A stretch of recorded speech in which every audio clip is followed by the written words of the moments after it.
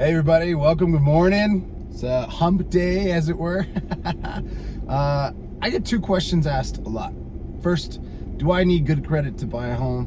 And second, is a seller's market really a good time to buy a home? And I'm gonna answer that in just a second. But my name is Yuri, I'm with New Mexico Home Deals, the Keller Williams team. We're in the top 10 consistently in Albuquerque at Keller Williams. It is Steven Radolinski, my mentor, Sahar Saidi, our sales representative, and myself, the buyer's broker, and we have Melissa, who is an amazing assistant in the office.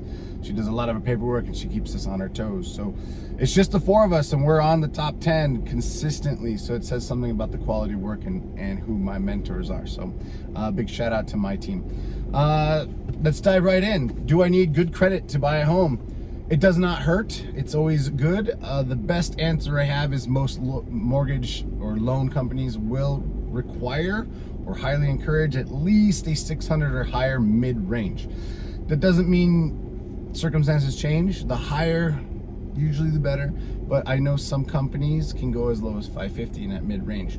Now it's different than just getting your Experian checked, okay? They do a little bit more thorough because it's purchasing a home. It's one of the biggest purchases one person might make in their entire life, so they're taking it very serious, okay? So, do I need good credit? You need pretty average credit. You need 600 or higher. That's a good ballpark range. The higher the better. If you need help, something that worked for me, and I'm not the professional, so don't say, Yuri, this didn't work in the past. But what helped me is I went to my bank, I got a secured credit card or like a prepaid credit card, and I used that and I showed them that I am consistent. I do pay off my bills. So it helped me tremendously. It's just a little thing that you can do that'll help.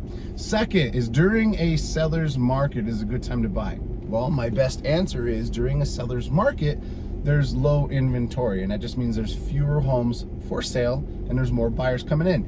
And what we're seeing right now is it's like a revolving door. It's kind of like going window shopping, and every time you go, there's new stuff at the window. So it's actually a great time to buy in the essence that more houses are being sold consistently. So let's just say we sold 250 last weekend, like went under contract. Well, this weekend we can estimate another 200 might be coming on the market because there's a lot of people selling that wouldn't normally sell because they think they might be able to get more money. And truthfully, this is now the time to sell. If you have any questions, please give me a ring. So that's part one. There are more options even though it's low inventory because every weekend there's new houses coming up on the market. Okay, so that's number one. Number two, because prices are a little bit higher due to market value and inflation, the interest rates are lower.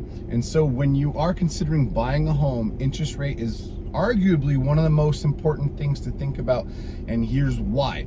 The interest rate is the amount that the bank is going to charge you interest-wise to borrow the money to buy your home.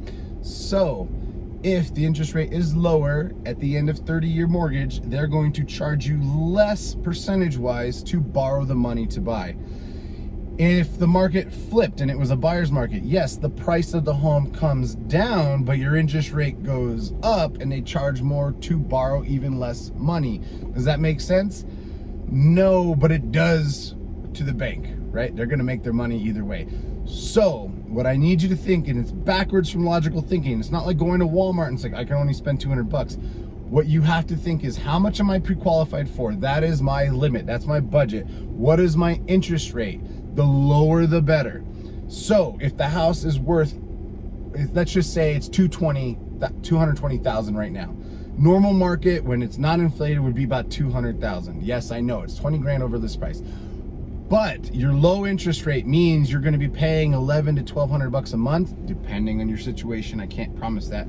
Versus if you would get it at even 190, but your interest rate goes up, guess what? You're paying $1,300 to $1,500 a month.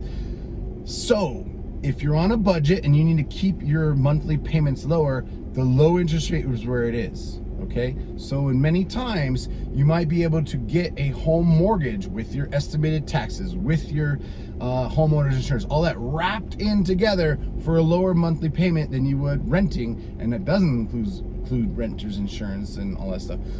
So it's a great time to buy if you want to minimize your monthly spending.